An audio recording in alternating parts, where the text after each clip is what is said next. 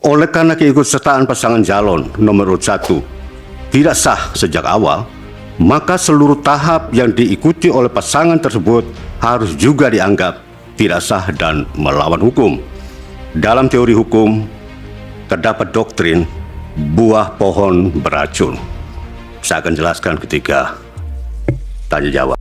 Sidang pembuktian lanjutan perselisihan hasil pemilihan Bupati dan Wakil Bupati Kabupaten Belu tahun 2024 telah digelar di Mahkamah Konstitusi pada Selasa 11 Februari 2025. Dilansir dari website resmi Mahkamah Konstitusi, dalam sidang tersebut Hakim mendengarkan keterangan saksi ahli dari pihak pemohon, termohon, dan pihak terkait.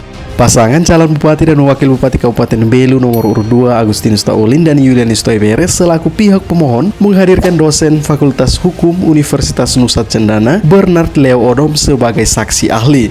Berikut ini merupakan keterangan saksi ahli dari pasangan calon Bupati dan Wakil Bupati Kabupaten Belu nomor urut 2. Kita dengarkan dulu keterangan saksi ahli.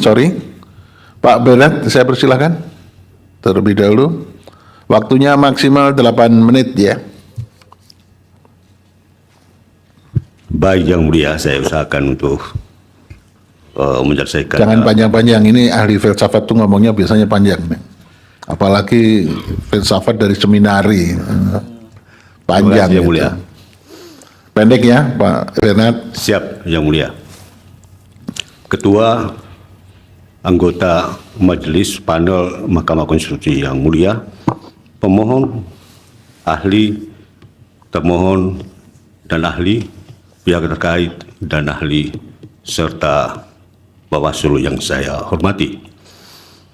Pokok soal yang menjadi materi gugatan pemohon adalah tindakan atau keputusan termohon mengikut sertakan pasangan calon nomor urut 1 dalam pemilu kada Kabupaten Belu 2024, di mana calon wakil bupati Vicente merupakan mantan narapidana dalam kasus kejahatan terhadap anak di bawah umur, sebagaimana dimaksud pasal 332 ayat 1 KUHP.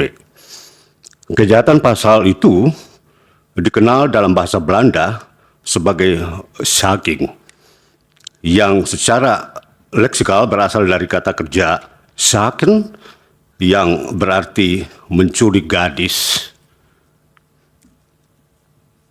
Saat pencalonan, Saudara Vicente diduga tidak menyerahkan sebagian ataupun keseluruhan dokumen yang diwajibkan pasal 22 huruf A, B, C, dan D PKPU nomor 8 tahun 2024 terkait syarat khusus bagi mantan narapidana yang mencalonkan diri dalam pemilu kada 2024. Dokumen-dokumen dimaksud: 1.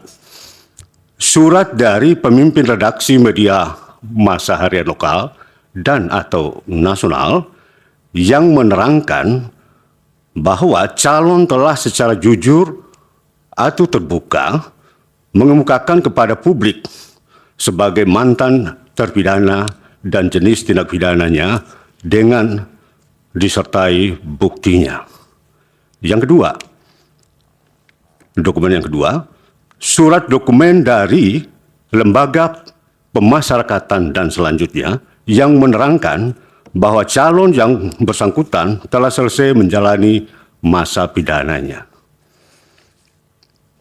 3, atau dokumen ketiga, salinan putusan pengadilan yang telah memperoleh kekuatan hukum tetap atau inkrah.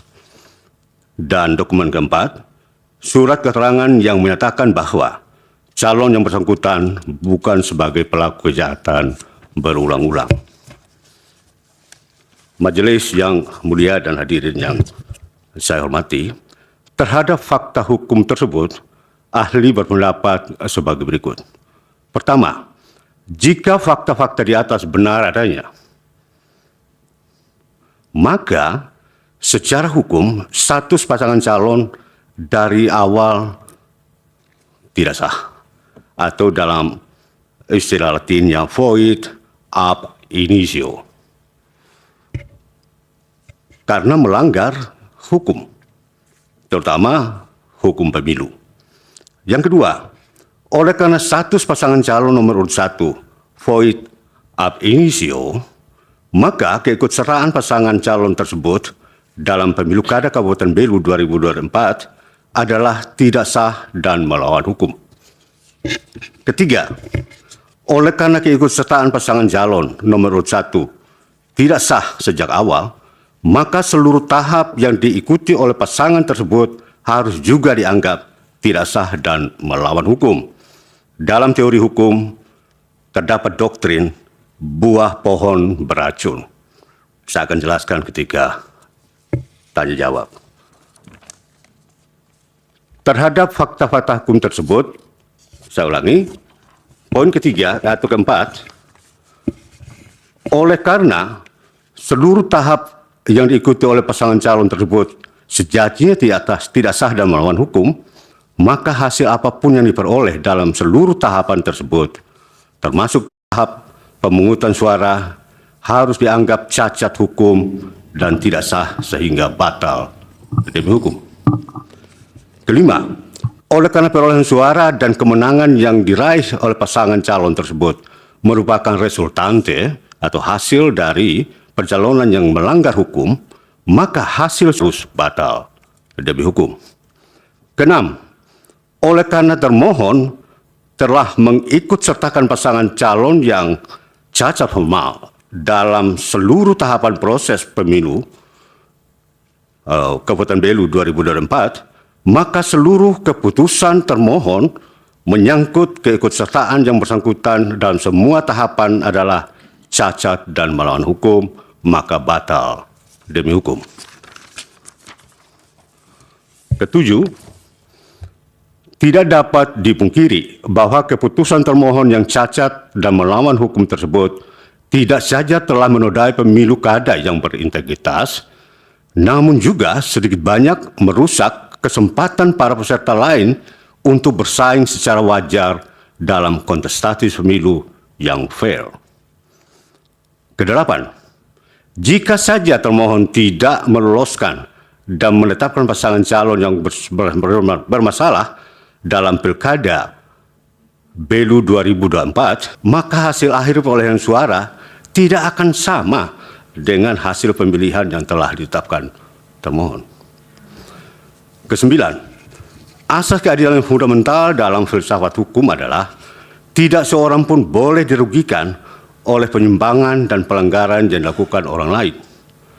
Berdasarkan prinsip keadilan ini, maka tidaklah adil jika kerusakan dan kerugian akibat kesalahan yang dilakukan oleh calon yang bermasalah maupun yang dilakukan oleh termohon sebagai penyelenggara harus ditanggung oleh pemohon dan calon lain yang tidak bermasalah.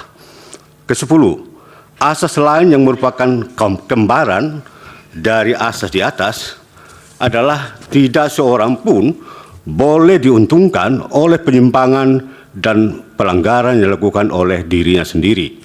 Berdasarkan prinsip keadilan ini, maka tidaklah adil jika pihak lain yang melakukan pelanggaran dibiarkan menikmati keuntungan yang diperoleh dari kesalahan ataupun penyimpangan yang ia lakukan. Yang dalam hukum pidana disebut crime doesn't pay. Kesebelas, konsekuensi logis terhadap termohon adalah semua keputusan termohon mulai dari penetapan pasangan calon, penetapan nomor urut, sampai pada keputusan tentang penetapan hasil harus dinyatakan batal dan tidak sah.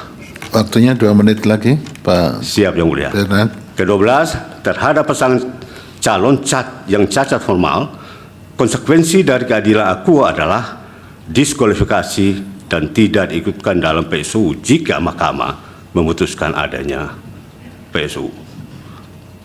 Saya kira Yang Mulia sampai di situ keterangan saya, selanjutnya bisa dianggap dibaca. Ya, terima kasih Pak Bernard.